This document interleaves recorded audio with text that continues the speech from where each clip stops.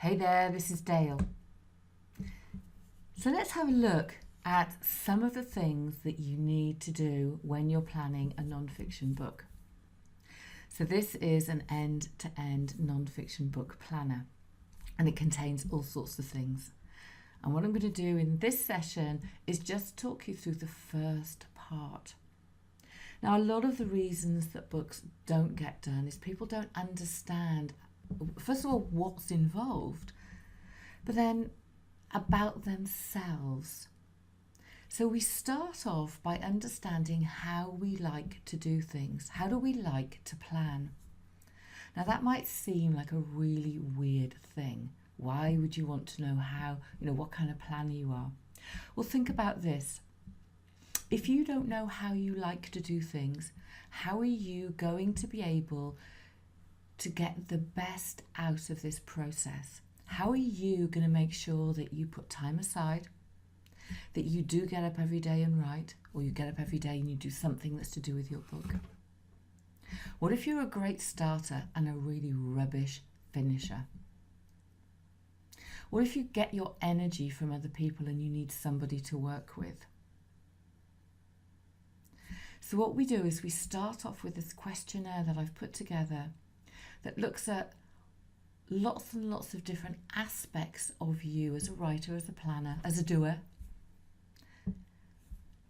And then when you understand that, you will know how to get the best out of your book writing process.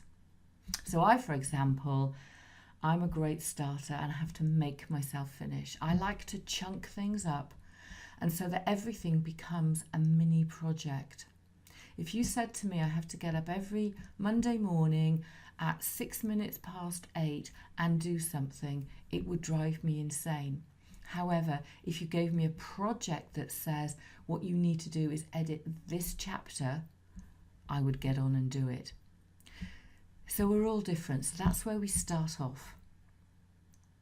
The next thing we need to understand is what your mission, vision, and core message for your business is, or your life. Now, why do we need to know that? Well, if we know what these things are, falling out of that, we understand our life's themes, we understand our story, but more importantly, we can start to create goals and set strategy. Now, vision often makes us feel uncomfortable because it's something that's out there that we haven't yet achieved. But we create our vision as if it were already true. And then we look at what are those steps, what are those key steps that take us towards that vision. And in those vision steps will be a book. Not just any old book, the right book for right now. The one that tells the world, your world, what it is that you have come here to achieve, because you want your ideal reader to walk away inspired by your story, your process, your whatever it is you're writing about, to take some kind of action. So we need to know at a top level, mission, vision, core message. We also need to know what your values are, because out of your values will fall everything. Values are the foundation of your life. But also when we do this values exercise, we end up with a pile of words. Some will be your core values, but other will be words that actually you will see sprinkled through your process and your story and things that you want your reader to know about you. Then we do things like finding the right place to write. So I like to write sometimes in bed, sometimes outside the terrace, and sometimes in my office, and sometimes on my sofa. Now you might think that's completely barking mad. I'm a woman of many moods, and I need my space to feel like a safe place. I like absolute silence. Sometimes my dogs will come and join me and they'll sit by my feet, and then sometimes they'll annoy me and lick me. But it's always the right space for there's a sense of a feeling in that space. Now you might be one of those people that loves to write in a busy coffee shop.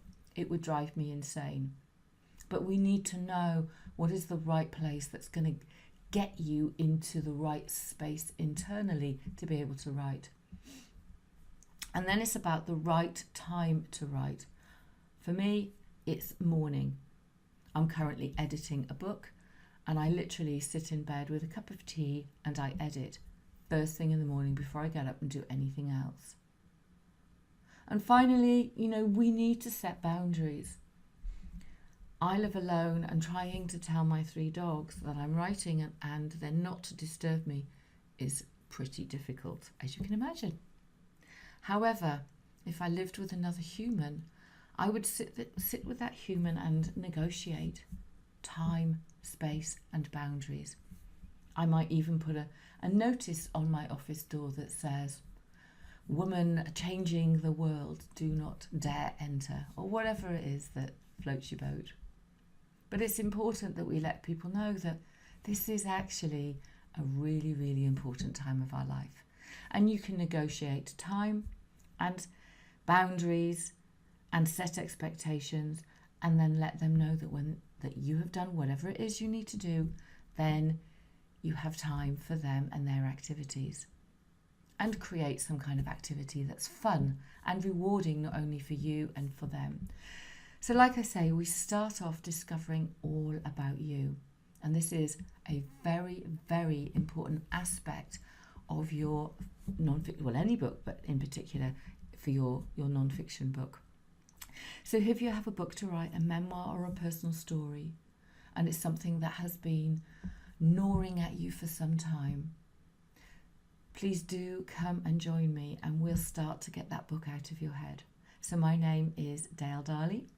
You can find me at daledarley.com, the Soul Writers Academy, and on Facebook, Dale Darley, Word Alchemist. I look forward to talking to you soon.